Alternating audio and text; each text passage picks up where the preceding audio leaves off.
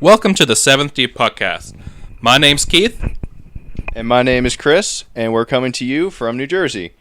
A little bit about us. I am a Rangers fan, and I have always been a Rangers fan since I was a little baby. And I've been a Coyote ever since their inception. Not really proud of it, but I am. We all have our mistakes. In this podcast, we will try to keep our favorite teams, we will try not to be biased for them, and in fact, you will hear us talk quite a lot of shit about them, I'm sure. But today we're going to go over we're doing the Metropolitan Division today. Who we really think's been a big surprise, and who's on the struggle bus. Yeah, and we're going to start off with the surprise in the good way. And for both of us, as we have talked about, is the Columbus Blue Jackets. I mean, third in the division right now for the Metropolitan. This team was awful last year. I mean, they're 1 point out, and they've played 2-3 less games than the two teams ahead of them. Actually, yeah, 3 less than the Rangers, 2 less than Pittsburgh, and there's 1 point less than both of them. I mean, if you have to think about what changed between last year and this year for them. Bobrovsky. Major thing. He's actually healthy this year, and he's back up to playing that Vezina style. Yeah, he's that Vezina, status goaltender. 14 wins on the year. Yeah, right about 14 wins on the year. 930 save percentage. I have him on my fantasy hockey team this year in our one league, and for the first start of the season, because whenever I had all 3 of my goalies going in one night, I always benched him, and I always had Ben Bishop playing. And after a couple weeks, it's been screw that. I'm putting in. Bobrovsky. I'm putting in Bobrovsky. I mean, he puts up excellent numbers every night. And also I think Marcus Foligno is growing into that captain that they needed last year. He's not worrying so much about the team, like everything being on his shoulders. He's going out and playing his game. He's scoring goals, setting up plays. And he's been a beast on the power play, too. Well, their entire first two lines have just been outstanding. And if Dubinsky ever gets really going like the way Dubinsky can, they're going to be dangerous. He's like the only one on the top 2 lines not really doing anything. You have Wenberg putting up points, Foligno, sad. Cam Atkinson just putting up big numbers this year, which I had him and I dropped him, so for such a little man, hurting a little bit. Dubinsky and Jenner. Yeah, Jenner's also been off to a slow start so far, but I mean he's shown a little bit of a sign of picking it up lately. So if they get going, look out. That's a team to really be on the lookout for. Hardo's also been having a surprisingly good year. Quietly, yes. Yeah, he's got 15 points on the year, 5 goals, 10 assists. The thing that just pains me the most about them being where they are is John Tortorella. I hate John Tortorella. But anyway, we can move on. We also can't leave out Werenski. Yes. I mean, no one knew who he was. Yeah. Who knew who Adam Werenski was at the start of this season? And now he's one of the top defensemen in the league. I mean, similar maybe to Colton Parayko last year. Yeah. Kind of exploded onto the scene. Maybe in the second half of this year we'll see a little regression. It'll be interesting to see how it really is still early right now for them. Yeah. But if they keep playing like this, Bobrovsky keeps stopping everything, they're going to be a tough team to beat. See, who else in the division's been really well? I think the Devils have been off to a better start than they usually are. Yeah, but the thing is always, and this is not the Rangers fan in me trying to be biased, the thing with the Devils is Corey Schneider is the main reason they are where they are, and it's actually going to end up hurting them in the long run, I think, because they aren't good enough to really make the playoffs. They're going to probably be just on the outside looking in, which if you look at their roster, you really have to be surprised that they are where they are. I mean, they have Taylor Hall now. He's been great. Taylor Hall's been great. Zajak's back to the 09 form that he had. And Camilleri, if he can stay healthy, he put up like 17 points so far in about like 18, 19 games, something like that. Putting up big numbers like that, but at the same time, how long can he stay healthy? Yeah, exactly. And if Corey Schneider gets hurt, the season's over. So, but their backup really hasn't been bad when he's had his opportunities. No, Kincaid has been holding his own in there. I mean, he's a good goaltender, but I mean, when the Devils are the way the Devils are, you need a goalie that can bail you out. And Corey Schneider, as we saw when we saw the Coyotes play the Devils in the first period alone, saved 4 goals, phenomenal saves. against the Coyotes. That just shows you How- they need a little help on defense. Yeah, a little help on defense wouldn't hurt them. Also, too, you could say the Rangers, a little bit of a surprise in Well, they there. had that one really hot They streak. had that big hot streak. They've come down to earth, had some injuries, but, Kreider's we'll see. having a great year. But he's also been a little cold lately. Yeah. He had the neck spasms, and since then hasn't been quite what he was to start it. He's turning it around a little bit again the last 2 games, but What's I think helping them this year is how deep they go on forwards. yes, but the problem is now is how many forwards are hurt. Yeah. And Lundqvist is not as sharp as he has been in previous seasons, especially in the streak rate they're in right now. And also Kevin Kline, who was one of the best defensemen for the Rangers last year, is now the worst. Dan Girardi is playing Went from the better worst. than Kevin Kline. I mean, Kline should be getting benched for Clendenning at this point for a couple games. It's pretty At bad. least 1 or 2 just to see where he can go. Yeah, just give him a rest, give him a chance to get his head on straight, and hope he comes back strong. Now we switch over to the disappointments in the division so far. Do we start with the Islanders? That's a little too obvious. What I think we could start is with Washington, actually. They're President's Trophy winners last year. Their team didn't change a whole, hell of a lot at all over the course of the offseason. They come back this year, and they're they're in 4th place in the Metropolitan, which is good. But after what they did last year, you're kind of expecting the same thing. And Where they walked over everyone they in just the regular trampled season. everyone, and Holtby threw up these incredible numbers. I mean, he's got a .923 save percentage. It looks pretty good. Respectable. It's respectable, but the problem is that the Capitals are doing the same thing they did last year. He started 20 of their 25 games so far. I know he loves to have a big workload, but they gotta cut it down a little bit. Give Grubauer a couple games. But Grubauer is not going to put up a 920 plus save percentage. He's not, but at the same time, you got to rest him. I mean, if they're at, where they are 4th in the division right now, with Holtby only playing 16, 17 games, fine. That you can understand that. But Holtby started them all. Ovechkin hasn't been off to a blistering start. I mean, he's gone pointless in quite a couple games, actually.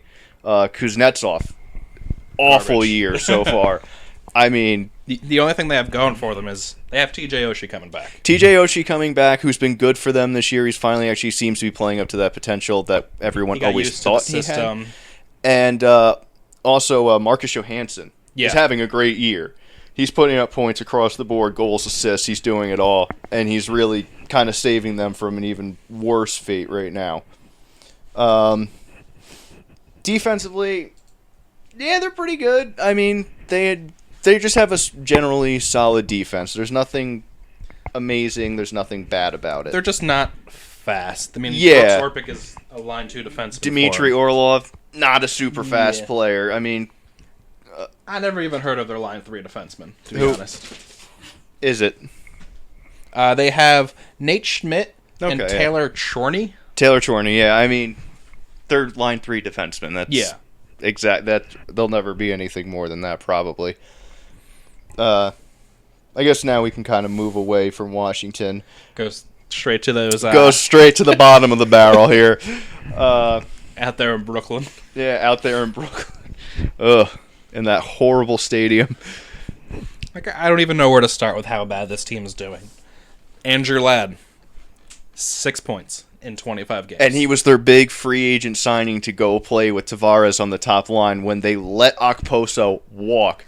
They didn't even try to sign him. How do you not try to sign him? He's been the best player with Tavares. Yes. All the years he's been there. They just And- thought Ladd was going to be that guy. They thought they And could they- get with and I mean Swing and a miss. Ladd's been showing signs of declining before they even make this deal, and then they sign him, and he's really shown he's fallen off the cliff this year. He's like a step behind everyone. Yeah, he seems to be confused, a little out of position. Maybe he's not fitting into the system very well, but that's been a total bust there for them. Yeah. The Islanders have turned it around lately. They are on a bit of a hot streak right now, but I mean, who knows how long that's actually going to last. it might for not him. last. They don't really have a lot of depth right now, and their goaltending situation is just confusing. I mean, they have what, 3 goalies that they're trying to like say they have up with Francois Berube, I think his name is, Halak and Grice. But I don't think Berube has seen any time yet. No, he's just kind of... They've just been going between Grice and Halak. Halak hasn't been what he was last year. Grice is basically doing the same thing he was last year. It's Grice. You know what he's going to get. Yeah, he's been the same everywhere he's gone, and he's been with quite a few teams. So yeah, he's a steady goaltender, which you can't really complain about. No, but at the same time, the management, Garth Snow, needs to figure out what he's doing up there, because at this point with the contract they gave Ladd too, it's going to be hard to move him for any type of value. So they kind of put themselves in a rough situation right now. Kind of left with 3 more teams now. Pittsburgh, it's Pittsburgh.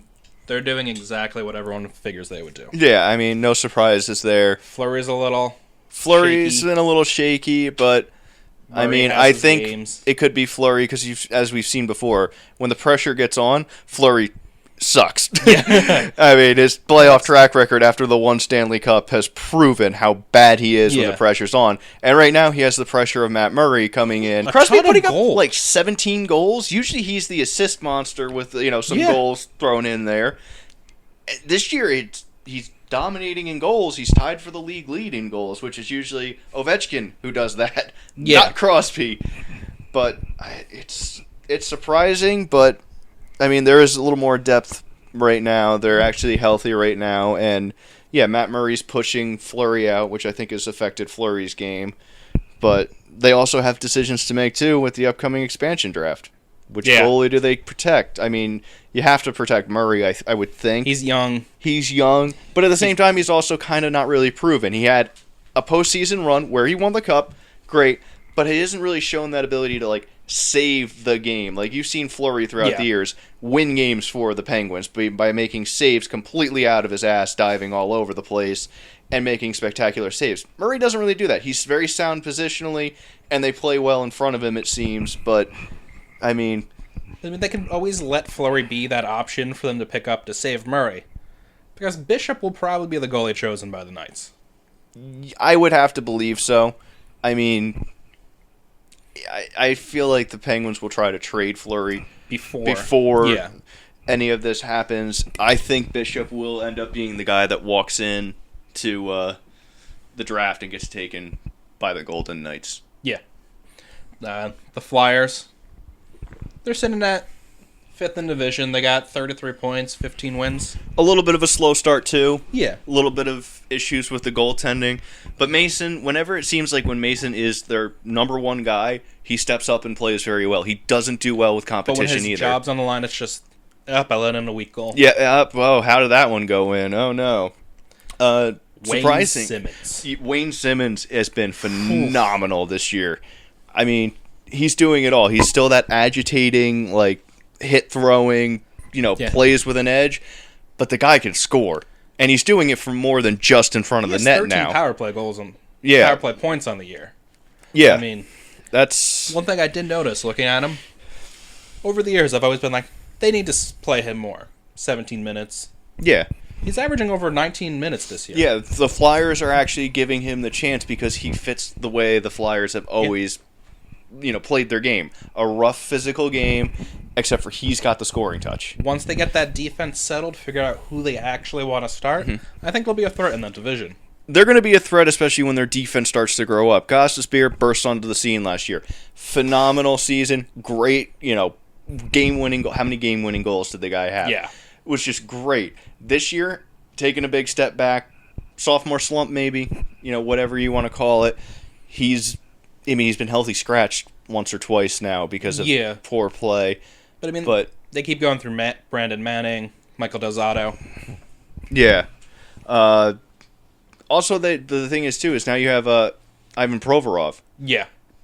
Another good young defenseman who, when, you get Gostisbehere and Provorov in their primes, when they're older. Provorov was their higher prospect, too, over Gostisbehere. When they get into their primes and they get comfortable with the league and they're both going, that the Flyers will be a dangerous team. Yeah. Because Manning's young. Del Zotto's still only 26. And Del Zotto, I think, is very underrated, too. He is. I He's mean, just glass. Yeah, he shatters a lot. He has tons and tons of games. Yeah, but I mean, when he's out there, he plays pretty solid. He'll get a point or two here and there, but he does what you need a cheap defenseman like that to do.